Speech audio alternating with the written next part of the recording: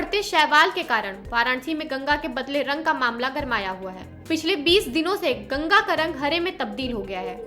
गंगा नदी में शैवाल के कारण नाइट्रोजन और फास्फोरस का लेवल बढ़ गया है। गंगा नदी में नाइट्रोजन और फास्फोरस के बढ़ने से ऑक्सीजन की कमी होने लगी है, जो जलीय जंतु के लिए खतरनाक है। साथ ही आम जनमानस के लिए भी गंगा में स्नान करना और आचमन करना खतरे से खाली नहीं है। वहीं इस मामले को लेकर जिलाधिकारी द्वारा गठित किए गए जांच कमेटी द्वारा किए गए जांच में शैवाल के जमा होने के कारण का खुलासा हुआ है। जांच में आई रिपोर्ट के अनुसार मिर्जापुर में गंगा के किनारे यानी अपस्ट्रीम में बने एक पुराने एसटीपी के कारण गंगा का पानी हरा हुआ है, जिसके कारण नदी में शैवाल इकट्ठा हुआ है। मिली जानकारी के अनुसार एसटीपी को पुराने तकनीक से चलाया जा रहा था, जो कि लीकेज करता है और सीवेज गंगा में जाता है। यही कारण है कि डाउन स्ट्रीम यानी वाराणसी में गंगा के पानी में शैवाल जमा हो गया है। वहीं प्रदूषण नियंत्रण बोर्ड के क्षेत्रीय अधिकारी द्वारा वाराणसी की जनता से गंगा में आचमन और स्नान न करने की अपील की गई है। नाइट्रोजन फास्फोरस देखिए, मई में 17-18 मई को तेज अतिवृष्टि हुई थी, पूरा लगातार बारिश हुई थी। तो आसपास के फील्ड से, खेतों से कुछ फर्टिलाइजर जो डालते हैं क्योंकि वो बह के आए नाली के माध्यम से, और कुछ जगह से ओवरफ्लो भी हुआ, कुछ सीवेज वगैरह का बारिश भर जाने की वजह से, और पानी कम था और जो उसमें से ग्रीन एल्गी फॉर्मेशन थोड़ा सा, तो जब उसको न्यूट्रिएंट या फर्टिलाइज़र या उसके उपयोग तापमान मिला गर्मी में, पानी कम था तो उसमें उसका जनरेशन हुआ। अब लगातार पानी में वृद्धि हो रही है और उसमें भी ग्रीन एल्गी में भी कमी आ रही है।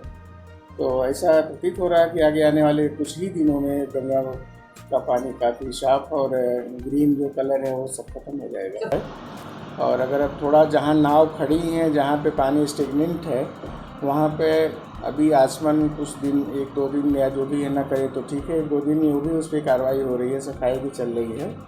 मंडे से उस पर अभियान चलेगा। नाव पे जो पानी रुका हुआ है वहाँ भी सफाई की बात है। तो पानी आ रहा है, तो ऐसा है कि अभी आगे आने वाले समय में 2-3 दिन में पानी में आप आचमन और स्नान कर सकते हैं, ऐसा प्रतीत हो रहा है देखने में। उन्होंने फिर विंध्याचल यानी मिर्ज़ापुर का जो बॉर्डर है, विंध्याचल के अपस्ट्रीम से सैंपल लिया। वहाँ विंध्याचल के अपस्ट्रीम में उनको ग्रीन एल्गी नहीं मिली।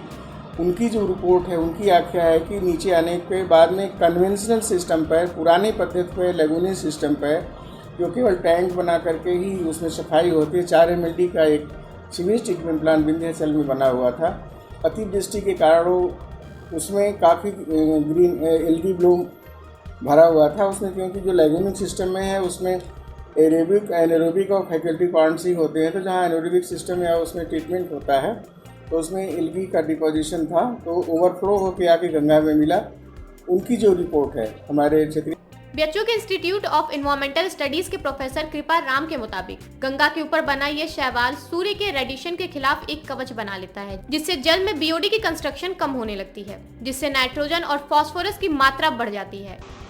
अब इसकी वजह से 2 चीज़ें हो रही है। एक तो जो उसके अंदर शैवाल बन गया है, शैवाल के बनने की वजह से क्या होगा कि सन रेडिएशन है वो एक तरह से कवच की तरह से शैवाल एक काम करेंगे।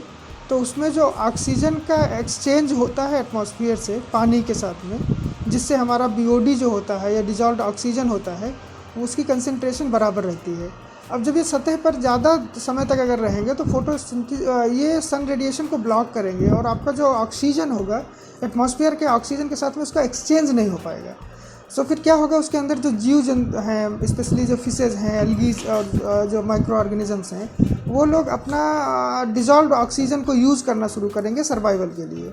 और एक सिचुएशन अगर ये कंटिन्यू रहा बहुत दिनों तक, तो फिर क्या होगा कि डिजॉल्व्ड ऑक्सीजन का कंसंट्रेशन इतना कम हो जाएगा कि वो उनको फिर ऑक्सीजन की सप्लाई नहीं मिलेगी और दे में एक्चुअली डाई आउट। सो हालांकि अभी ये सिचुएशन नहीं लग रही है, क्योंकि पूरी तरीके से बहुत एरिया में कवरेज नहीं है, कुछ एरियाज़ में ही है, तो अभी वो सिचुएशन तो नहीं है। लेकिन ये काफ़ी पर्यावरण के दृष्टि से काफ़ी गंभीर समस्या लग रही है। जी बिल्कुल, इस समय ये जो पानी है, ये पानी टॉक्सिक होता है और आपको इन प्रिंसिपल अगर आप देखें तो आपको वहाँ पर उसके पानी के यूज़ से बचना चाहिए, ये बहुत इंपॉर्टेंट है।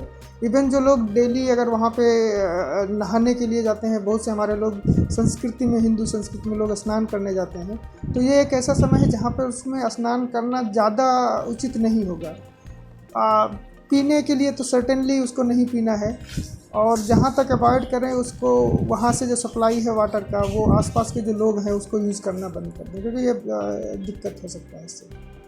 इसी कड़ी में नमामि गंगे के रिसर्च ऑफिसर श्री नीरज गहलावत के नेतृत्व में रविवार को गंगा से पानी का सैंपल लेकर जांच की जा रही है। वाराणसी के 80 और दशाश्वमेध घाट से गंगा जल का सैंपल लेकर जांच शुरू कर दी गई है। प्रदूषण नियंत्रण बोर्ड के क्षेत्रीय अधिकारी कालिका सिंह, श्री SK बर्मन, नगर स्वास्थ्य अधिकारी श्री MP सिंह, गंगा सेवक नमामि गंगे काशी प्रांत के सह संयोजक राजेश शुक्ला और नगर निगम प्रदूषण नियंत्रण बोर्ड और राष्ट्रीय स्वच्छ गंगा मिशन नमामि गंगे के अधिकारी एवं कर्मचारियों द्वारा यह जांच जारी है।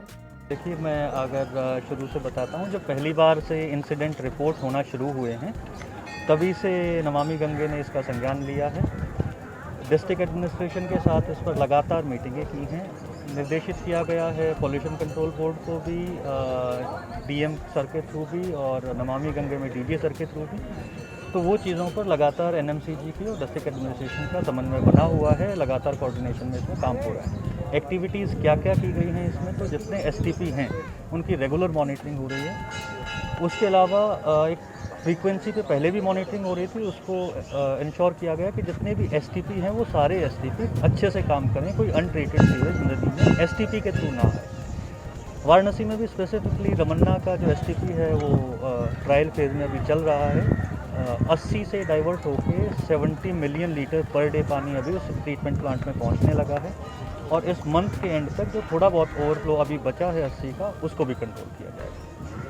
इसके अलावा वाराणसी में जो घाट हैं उनकी क्लीनलीनेस के लिए ऑलरेडी प्रोजेक्ट चल रहा है, जो डेली बेसिस पे आप लोग लोकल्स हैं अगर देखते होंगे कि डेली बेसिस पे घाटों की क्लीनिंग होती है, सॉलिड वेस्ट रिमूव होता है और उसका प्रॉपर डिस्पोजल होता है। तीसरा जो अभी इंसिडेंट हुआ था, इसके बाद से वेरियस जो टेक्नोलॉजीज अवेलेबल हैं, we are trying and experimenting those, we are trying and applying those कि वो कितना कारगर सिद्ध हो सकते हैं। तो उसी चरण में एक जो आज कुछ सोल्यूशन लेके आए थे जो एल्गी को डिसइंटीग्रेट कर देता है, तो हमने कुछ इसी का नदी का पानी लेके ही और उसमें वो सैंपल डाल कर देखे, जो फोटोज़ मैंने आपके साथ शेयर भी किए हैं, तो उसमें विजिबल डिफरेंस है। तो वी आर होपफुल कि इसके रिजल्ट्स बहुत जल्द आएंगे और अच्छे हैं। छिड़काव अभी जो हम सैंपल लेके आए हैं उससे हम कर रहे हैं, वो 1000 लीटर में 2.5 किलो जो है सोल्यूशन ऐड करके उससे छिड़काव आप देखेंगे टीम जितनी लगी हुई है वो कर रही है, जितना वो हो जाएगा। उससे पहले आज सुबह DO के सैंपल्स लेके गई है टीम, उसके बाद भी सैंपल्स लिए जाएंगे, तो उसमें डिफरेंस देखेंगे कितना डिफरेंस एक्चुअली आता है, उसके बाद फिर आगे की। मैडम, इसकी regular testing UP pollution control board से भी और सेंट्रल पॉल्यूशन कंट्रोल बोर्ड से की जा रही है लगातार। तो इसमें ये पाया गया है कि डिज़ोल्व्ड ऑक्सीजन 8.8 के आसपास है, विच इज़ वेरी गुड। जो हेल्थी एक वाटर में होनी चाहिए वो है। आज pH हम नॉर्मली ऑन साइट भी कर सकते हैं, pH वैल्यूज़ हमने चेक की हैं, तो pH में भी कोई ऐसा वेरिएशन नहीं है। इसके अलावा कोई भी ऐसा इंसिडेंट रिपोर्ट नहीं हुआ है कि जो श्रद्धालु अभी स्नान कर रहे हैं उसमें किसी तरीके का हेल्थ कॉम्प्लिकेशन आया हुआ हो। वो सब properly we are monitoring it कि उस तरीके का कुछ शरीर पे हेल्थ वाइज कोई कॉम्प्लिकेशंस ना हो। पेश है न्यूज बकेट हिंदी मासिक पत्रिका। पढ़ें इस महीने की पूरी खबर विस्तार से हमारे न्यूज बकेट की मैगजीन में। हमारी ई मैगजीन को मुफ्त में पढ़ने के लिए अभी लॉग इन करें www.newsbucket.in पर। इसके अलावा रोज की ताज़ा खबरों के लिए हमारे YouTube चैनल को तुरंत सब्सक्राइब करें।